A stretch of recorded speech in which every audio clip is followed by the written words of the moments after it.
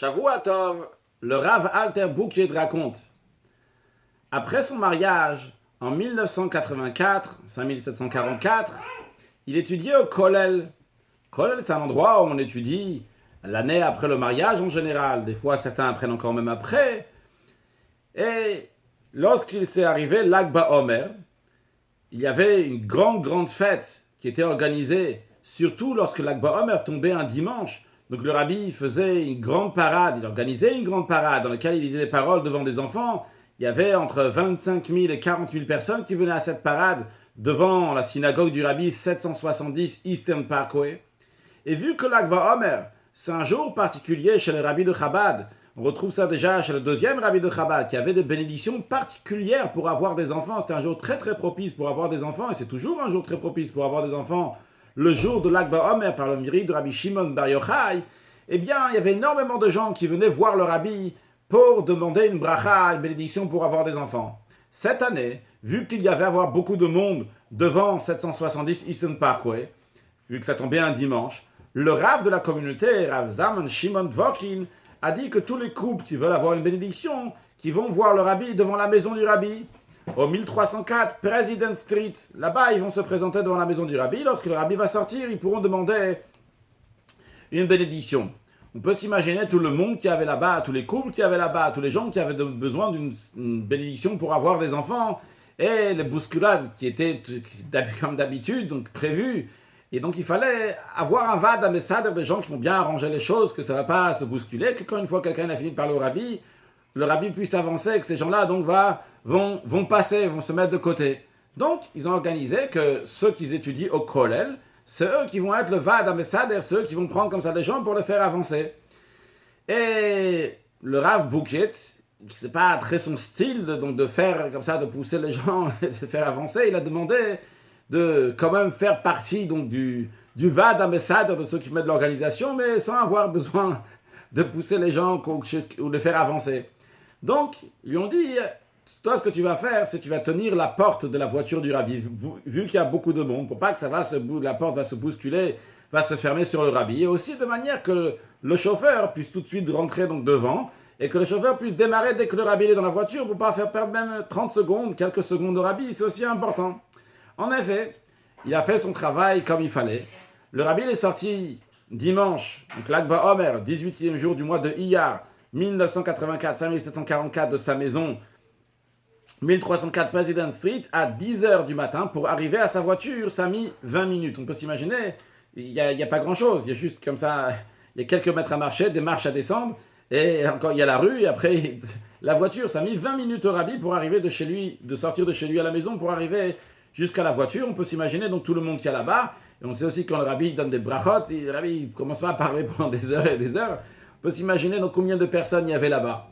Et lorsque le rabbi est arrivé à la voiture, le Rav Bouked, il a fait donc comme il fallait. Donc en effet, il a ouvert la porte. Et le rabbi est rentré. Le rabbi s'est assis dans la voiture. Mais là, il y a un chassid de la dynastie de Satmar qui arrive et qui met sa tête juste entre la porte et le rabbi qui est assis dans la voiture, qui n'allait pas évidemment lui fermer la porte dessus. Et donc il était là-bas, il entend la conversation, et ce chassid de Satmar dit, Rabbi, je suis déjà marié depuis des années, on n'a pas d'enfant, je m'appelle comme ci, comme ça, ma mère c'est son prénom comme ci, ma femme, la mère de ma femme s'appelle comme ci, comme ça, s'il vous plaît, Rabbi, une bracha pour un enfant. Alors le Rabbi il lui donne une bracha pour avoir un enfant, et le Rabbi lui dit, mais l'enfant, il va avoir besoin d'un enfant pour s'amuser. Lui, le Satmar, il ne comprend pas exactement qu'est-ce que le Rabbi veut dire, le Rabbi dit Amen. Il a répondu Amen. Bon, et le Rav Alter Bouked, il a fermé la porte. Bon, le Rabbi, il est parti. Jusqu'à là, l'histoire. Le Rav Bouked raconte des années plus tard, le 24e jour du mois de Menachem Av, Tavshin Nuntet, 5759. Donc, on est déjà maintenant en 1999. Donc, 15 ans plus tard. Ce jour-là, le 24e jour du mois de Menachem Av, c'est le jour d'anniversaire de son père, le jour que son père il est né. Vu que son père, c'est son jour d'anniversaire, son père il a enterré donc à côté du Ohel de la tombe du rabbi. Il a dit aujourd'hui, il a fait le voyage de Boston, en plein milieu de la nuit, pour arriver vers 4-5 heures du matin au Ohel, à la tombe du Rabbi. Et une fois qu'il est arrivé là-bas, il est rentré dans le Ohel, donc là, il a fait les prières, etc. Et quand il était là-bas, il a vu un chassid Satmar qui rentre, et avec 2 enfants, donc ils font la prière comme d'habitude, et après, il dit à ses enfants, il dit, dites le Mahamar. Le Mahamar, c'est le discours chassidique.